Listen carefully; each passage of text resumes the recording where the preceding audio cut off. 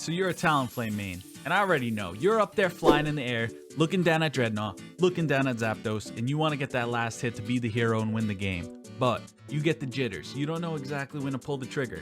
Don't worry, you're in the right place, because I got exact percentages for you, along with the builds and general strategies, everything you need to know about Talonflame.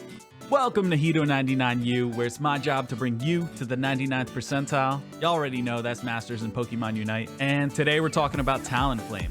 Of course, covering builds and strategies, but furthermore, I'm getting into the exact crazy damage combos he has and those cheat code smite percentages, so you can nab every Drednaw, every ZAPDOS, and fly your way to Masters. So let's get into it.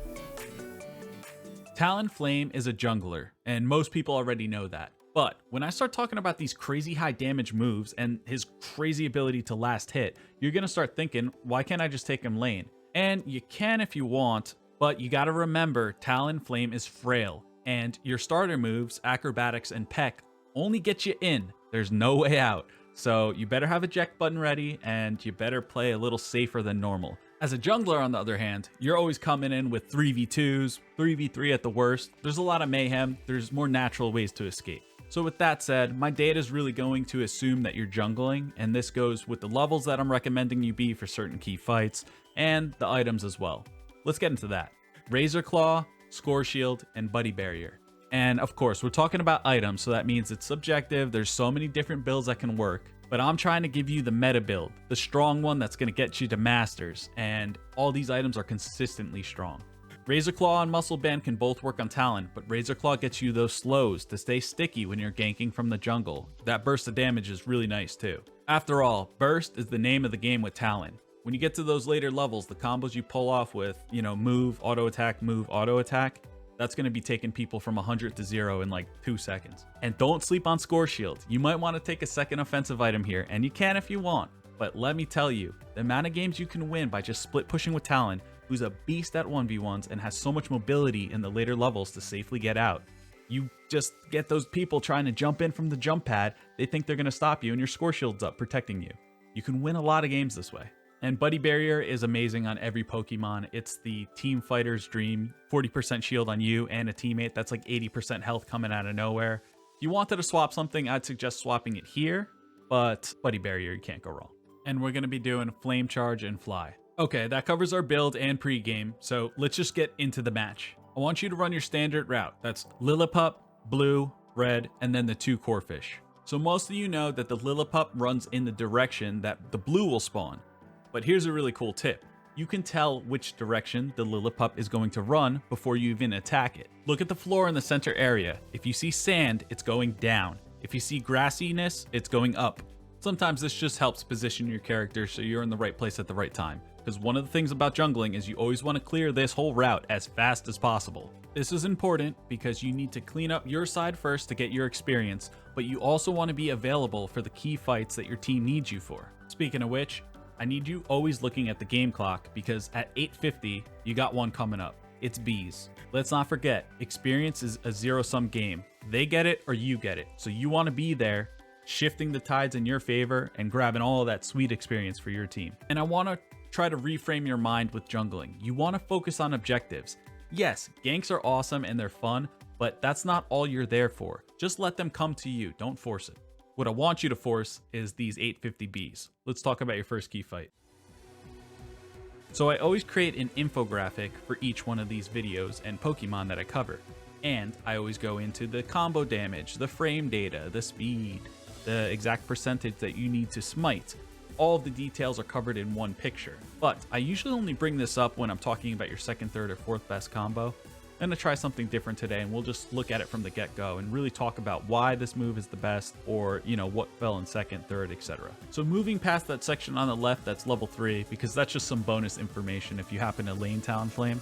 We're going to be talking about level 5, and it's the Combee and Vespiquen, where you see up top, our S tier move is Acrobatics. This move does a whopping 912 damage spread across 3 different hits. I've detailed here that the hits basically come 8 frames apart. frames are a way to measure time. This is roughly 267 milliseconds. That's pretty dang fast. You'll see me mention frames and millisecond timings all over the place in this infographic. Anything below 400 milliseconds is fast enough for me to be considered a combo. I talk exactly about that, why, the human reaction time, all that type of stuff in this video here. You could watch that if you want to see more. But let's get back on track and talk about how to exactly use this info. You don't need to be the one that gets the health bar down. You need to be the one that gets the last hit. Let's look at the Vespiquen as an example. We got acrobatics, 25%. That means from 100% of the health bar all the way as it's going lower, you could just be auto attacking, saving your acrobatics move for 25%. Better yet, just stay in the bush and do nothing. You can let your allies whittle away that health. And heck, even your opponents will be doing work for you as they damage it, because all that matters is the last hit. And you're going to be thinking, acrobatics, 25%, here's my moment. It's all about timing. You find that percent, pull off your move, get the last hit, and the experience is yours for your team. The enemy walks away with nothing. And that's your best move. Acrobatics, by the way, is beastly on the tier list of all moves that exist for all Pokemon, so be happy with that one. Now we're talking Combee and Vespiquen. There's 4 different targets going on here. Technically, if you get all 3 Combees, that's more experience, but I always think it's safer to just go for the Vespiquen because you never know what's going to happen. That means saving acrobatics for when you see the Vespiquen hit 25%. I hope I'm sounding like a broken record because this is really important. And this is exactly why I list your second and third best combo, because if you're saving acrobatics, that means you can't use it for the Combees, which is why you're going to look for Flame Charge and your boosted auto attack. And no, that's not a typo. I didn't list it twice by mistake. It actually matters the order you do the combo in. You'll notice that boosted auto attack into Flame Charge is 133 milliseconds. That's faster than doing it the reverse way. Flame Charge into boosted auto attack. Same damage, different timing. But to be fair, that last combo that is slower will actually kick in Razor Claw damage because you'll have done a move and then an attack. And that comes in 3 frames after. It's a little slower than I would like and outside of my 400 millisecond window. Here's how to use all this information. If you detect that your opponents are actually real sweaty and difficult, then you need to give them the proper respect. Use the faster combo so they can't react to it. If you're getting those bot vibes and they're drooling on the controller, then go ahead, be greedier, do the slower combo that will also proc the Razor Claw and you'll just get more damage in. So for grabbing the Combees and opening up the fight, really, I recommend waiting for them to hit that 50%, pull off your boosted auto attack into Flame Charge combo, and save your acrobatics when you see 25% on the Vespiquen. Talonflame is a beast at last hitting. He can get all 4 of these if you just do this right. Now hopefully this fight's going in your favor and you can maybe gank them and score, but you don't need it. Don't get greedy. Pro players win all the time by just getting Bs. It's the experience that starts getting you that advantage to snowball into a win. And let's start thinking objectives again. Your jungle is going to start to spawn again, so get back there, clear it, and then you're going to be looking for 720 on the clock. We're running it back. It's Bs round 2, but you're going to be level 7 this time. And guess what? You have Fly. Now I want you to look directly at your opponents. Tell them, hey, you want these Bs? Too bad, they're mine. Look at the Combee damage there. If you pull off your best combo, Fly into Flame Charge, you one-shot these Bs. This is the one rare instance where I can recommend going for the 3 Combees instead of the Vespiquen, because I mean, you literally have a one-shot combo. But the way I like to play it is try to get that Vespiquen down to the 43%, and hopefully the other Combees are alive, and you can kind of get all 4 at once. Don't force anything, but if you can get ganks on top of this, get some scores in, try to get levels. I'm going to play conservative and guess that you're going to be level 8 coming into Drednaw. That's 7 minutes on the game clock, and that's your next big objective. Now you might be looking at the infographic and wondering, why is a lower damage move higher on the tier list?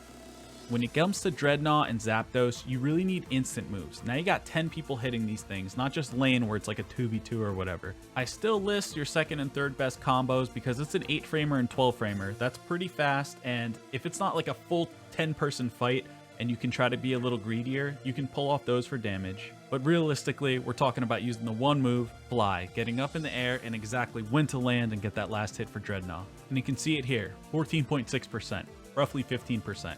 There's no percent indicator in the game. I have these bars on the infographic that you can zoom into if you click on the link below.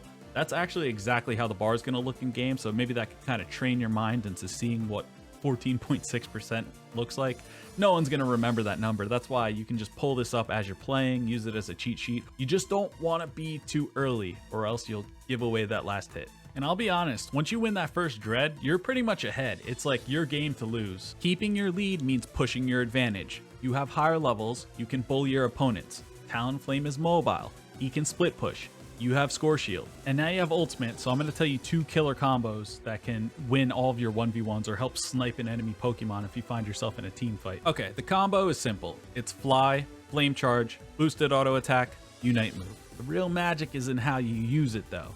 So for Fly, I want you either coming from the shadows and then you land on them and they can't expect or react to you coming in, or I want you to get that animation where you're flying up to dodge something. This might be in the situation where you're split pushing and trying to get scores in.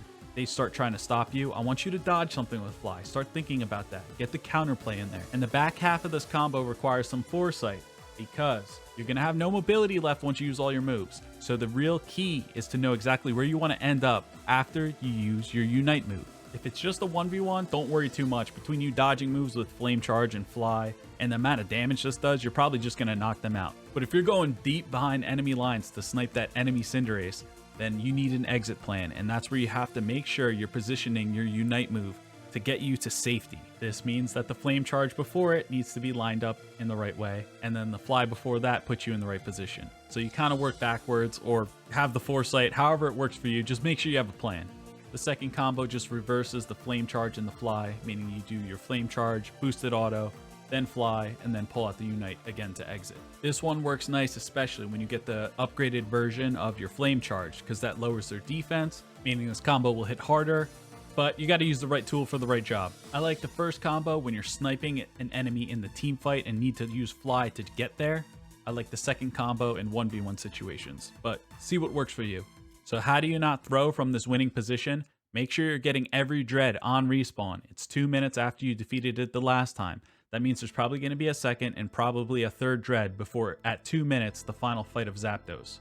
I'm trying to set you up so you don't even need to do it, but of course, sometimes your team just starts it, even when you're ahead, and we've all been there. Luckily, you're Talonflame, and you got Fly. So what you're going to do is wait for the health bar to hit around like 20%, fly in the air, no one can stop you now, and you just need to land at the right moment. Right about 7%, and boom, you won the game. And I thank you if you made it this far. It took a lot of blood, sweat, and tears, hours in Excel, and hundreds of test matches to get this together, so I'd appreciate a like if this actually helped.